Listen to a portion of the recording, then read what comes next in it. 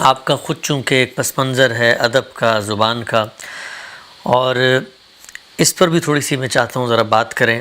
مثلا سر سید احمد خان کے بارے میں ہمارے علماء کا ایک رویہ رہا، ان کے مذہبی افکار سے انہوں نے اختلاف کیا، مولانا مودودی علیہ رحمہ کے بارے میں رہا، مولانا اصلاحی کے بارے میں رہا، لیکن میں بطور طالب علم جب دیکھتا ہوں تو مذہبی افکار ایک طرف، خود ابلاغ کے طریقے، بیان کے اسالیب، ادب کے جو پیرائے، نئی دنیا جو تخلیق کی سر سید سے لے کر یہاں تک، اور پھر بیچ میں دبستان شبلی جس کا آپ تذکرہ بھی کرتے ہیں، اس پہلو سے ذرا مجھے بتائیے گا کہ یہ زبان و بیان، اظہار کے اسالیب، اور یہ جو شعری ہماری روایت ہے، اس کے اندر شدت جذبات، مبالغہ، سمبلزم، یہ تصوف کی پوری روایت، خود آپ کا بھی ایک شعر و سخن سے تعلق رہا ہے، ایک مجموعہ بھی ہے، اس کو آپ کیسے دیکھتے ہیں کہ تصوف نے یہ جو ایک روایت، یعنی اپنے اظہار کو انہوں نے ڈھالا ہے شعر کے آہنگ میں، تو اس سے کتنا بڑا کنٹریبیوشن ہے جو ادب کی دنیا میں ہوا ہے؟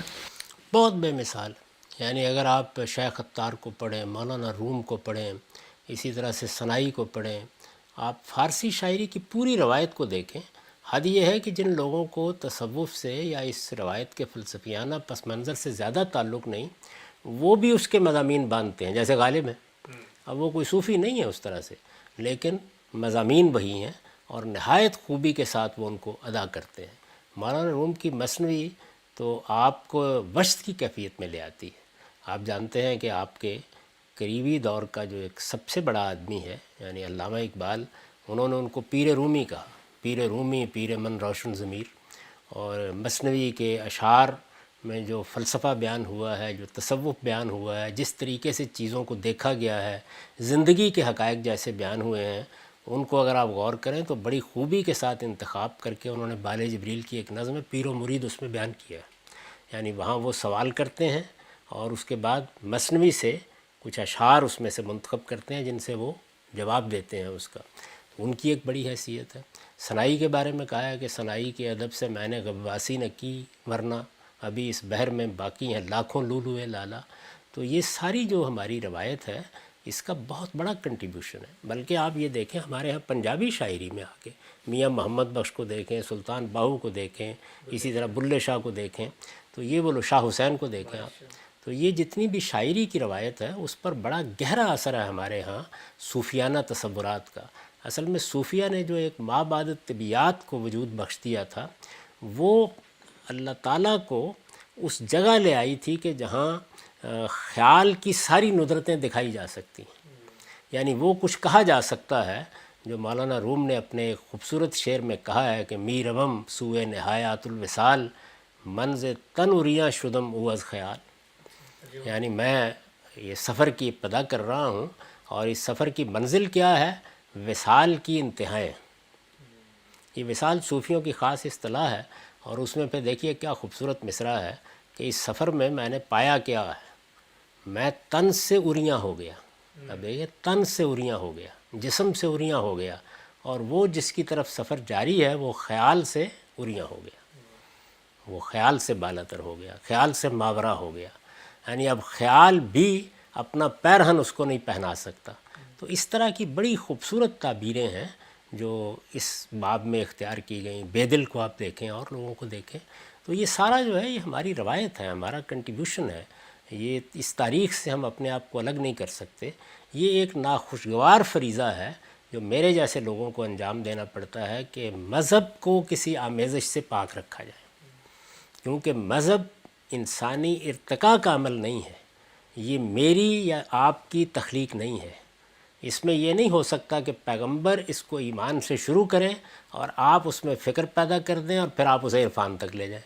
جیسے کہ علامہ اقبال نے بیان کیا، اس نے تو اپنی اصل صورت پر قائم رہنا ہے اور اس کی اصل صورت کو قیامت تک کے لیے قرآن مجید میں محفوظ کر دیا گیا ہے، اس کے عملی اظہار کو سنت میں محفوظ کر دیا گیا ہے. اس میں نہ کوئی تبدیلی ہو سکتی ہے، نہ کوئی تغیر ہو سکتا ہے. وہاں تو پوری کوشش یہی کرنی ہوتی ہے کہ ادنا درجے میں بھی اگر کہیں کوئی انحراف ہوا ہے تو اسے دور کر کے اس کو اس کی پیور، اس کی خالص صورت میں پیش کیا جائے. تو یہ ایک ناخوشگوار فریضہ ہو جاتا ہے، اس کو بھی بہرحال انجام دینا ہے. اور دوسری جانب جو لوگ اس میں کنٹریبیوٹ کر رہے ہوتے ہیں، آج بھی کر رہے ہیں. آپ دیکھیں آج کا اگر آپ مطالعہ کریں، مثلا اقبال کی ریکنسٹرکشن کو دیکھیں تو مغربی فلسفے کو انہوں نے پڑھا، اس سے جو ان کے ذہن پر اثرات ہوئے، اس سے جو ان کا ایک ورلڈ ویو بنا، اس کے نتیجے میں جس طرح انہوں نے انسان اور کائنات کے تعلق کو سمجھا یا اسلام کی شریعت کو جس طرح سے دیکھنا شروع کیا، اس کا اظہار ہوا ہے نا سارا۔ تو اس میں بھی آپ بہت سی چیزوں سے اتفاق کرتے ہیں، بہت سی چیزوں سے اختلاف کرتے ہیں، لیکن اس کنٹریبیوشن سے کیسے اختلاف کر سکتے ہیں؟ تو ان صوفیہ کا بھی بہت کنٹریبیوشن ہے، ان جلیل القدر علماء کا بھی بہت کنٹریبیوشن ہے۔ علم کا سفر آج نہیں شروع کیا جا سکتا، وہ ہمیشہ اپنی ایک تاریخ اور میراث رکھتا ہوتا ہے۔ یہ میراث مشرق میں ہو وہاں بھی بہت قیمتی ہے، یہ مغرب میں ہو وہاں بھی بہت قیمتی ہے۔ میں نے کئی مرتبہ کہا ہے کہ علم کو مشرق اور مغرب میں بھی تقسیم نہیں کرنا چاہیے، یہ انسانیت کا سفر ہے، اور اس میں جہاں جہاں اگر فرض کیجئے کہ ایک مقام پر افلاطون کھڑا نظر آتا ہے، یا ارسطو نظر آتا ہے، یا دیکارت نظر آتا ہے، یا ہیگل نظر آتا ہے، یا برگسا نظر آتا ہے، یا آپ آج کے زمانے کے بڑے سائنسدانوں کو دیکھتے ہیں، تو یہ سب کے سب اصل میں اس سفر کو لے کے آگے چل رہے ہیں۔ آپ جب ادھر مشرق میں آتے ہیں تو یہاں اگر آپ کو شیخ اکبر ابن عربی نظر آتے ہیں، یا غزالی نظر آتے ہیں، یا آپ کے بڑے بڑے فقہا نظر آتے ہیں، تو یہ سب کیا کر رہے ہیں؟ یہ اصل میں اس سارے علم کو آگے بڑھا رہے ہیں۔ قانون کی ایک روایت پیدا ہو رہی ہے، فلسفے کی ایک روایت پیدا ہو رہی ہے، ما بعد طبیعیات کے مسائل حل کیے جا رہے ہیں، انسان اور خدا کے رشتے کو سمجھنے کی کوشش ہو رہی ہے۔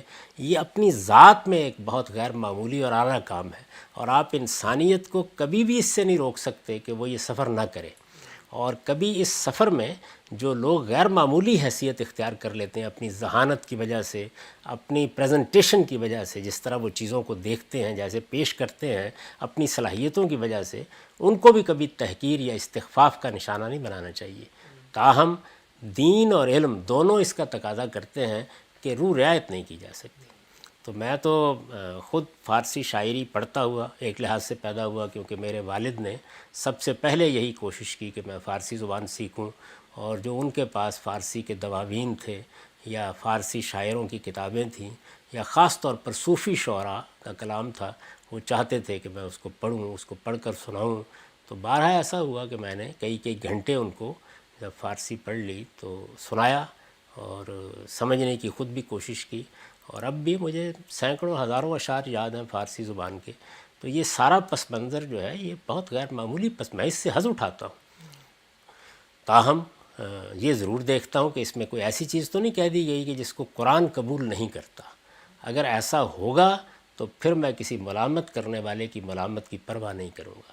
اسی زاویے سے میں نے تصوف کی پوری روایت کو دیکھا، اور یہ بتا دیا کہ یہ اپنے نظام فکر میں، یعنی جو یہ کسر بنایا ہے انہوں نے، اس میں یہ کسر ایسا نہیں ہے کہ یہ قرآن کی آیتیں سامنے رکھ کے، دین سامنے رکھ کے، جیسے فقہا نے اجتہادات کیے ہیں اس طرح کی چیز ہے۔